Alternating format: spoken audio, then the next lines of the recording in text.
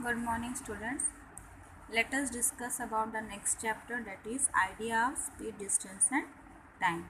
So here we have to remember only one formula that is very important, that is speed equals to distance by time, and speed of a body is the distance covered by the body in unit time. So from this one formula you can get the formula for distance, that is speed into time, and the formula for time is distance by speed. So if you will remember speed equals to distance by time, then you can take out the other two formula also from this. So see the first question. Example in a book, a boy covers a distance of 1.2 kilometer in 40 minutes. So find his speed in kilometer per hour. So how you will find out the speed? Speed equals to distance by time. So the distance is given is 1.2 kilometer and time is given as 40 minutes. So on converting this 40 minutes to hours, it will be 40 divided by 60 hours, that is 2 by 3. So 1.2 divided by 2 by 3, it is 1.8 kilometer per hour. And the second bit, you have to find out the speed in meter per second.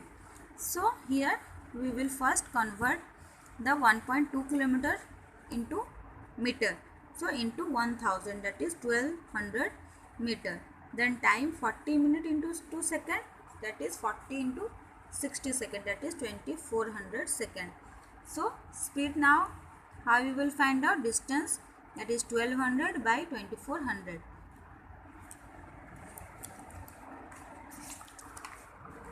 It is 0.5 meter per second. Okay. So let us go to the exercise 17a. See the first question. A train covers 51 km in 3 hours and we have to calculate its speed. How far does the train go in 30 minutes? Okay. So see the solution. Speed is distance by time. So distance is given as 51 km and time as 3 hours. So on dividing it will be 17 km per hour. Very easy. Number 2, 3, 4 is a homework. See question number 5. So the question is Rohit goes 350 km in 5 hours and we have to find his speed in the first bit. So speed is distance by time, that is 350 by 5, that is 70 km per hour. Then second bit, the distance covered by Rohit in 6.2 hours. So we have to find out the distance, that is speed into time. Speed we have taken, that is 70, and time given 6.2 hours. So on multiplying, the answer is 434 km. And the third bit, the time taken by him to cover 210 km. Okay. So time is distance by speed, that is 210 by 7, 3 hours. So some numbers I have solved and rest is your homework. Okay. 17a.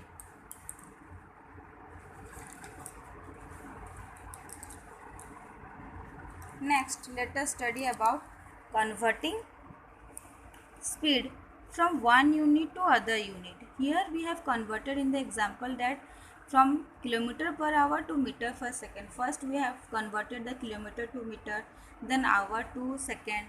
But here directly if we will multiply 5 by 18, we can convert a speed in kilometer per hour to meter per second. And from meter per second to kilometer per hour on multiplying by 18 by 5. Okay. Directly we can find out.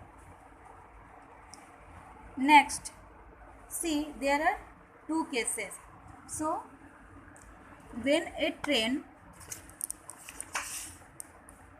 passes a pole or any constant object or stationary object, okay, the distance calculated is the length of the train only. But if the train passes another train, okay, so or a platform, then the distance covered is the length of the train plus length of the platform. You have to remember this while solving the questions. See example number 7. P and Q runs with speed 8 km per hour and 11 km per hour. They start running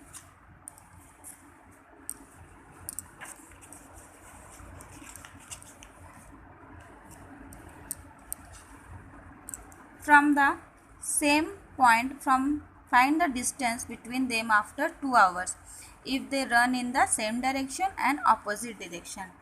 So again we have to remember two things. If two objects or two persons are running at same direction, then the required distance is the difference between the distance, and if they are running at opposite direction, then the required distance is the sum of the distance. Okay, so distance run by P in 2 hours is speed into time, that is 8 into 2, that is 16, and by Q similarly it is 11 into 2, that is 22 km. So for same direction the required distance is 22 minus 16, that is 6 km, and for bit B opposite direction the required distance is 22 plus 16, that is 38 km. Okay.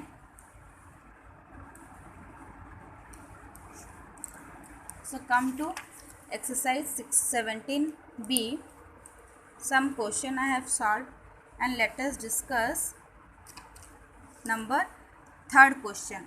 Okay, see the question. A train 120 meter long passes a railway platform 160 meter long in 14 seconds. How long will it take to pass another platform which is 100 meter long? So see, first the distance is 120 plus 160 because the train is passing a platform. So the distance is length of the train plus length of the platform, it is 280 meter. Then time is given 14 seconds. So we can find out the speed, that is distance by time, that is 20 meter per second. Again it has said that the train is passing another platform of 100 meters. So the new distance will be 120, that is the length of the train, and the 100, that is the length of the new platform, that is 220 meter. Now the time that we have to find out is new distance by speed, that is 220 by 20, that is 11 seconds. Okay, so we have to complete up to exercise 17b and submit day after tomorrow the homework. Okay, I will send you the images. Thank you.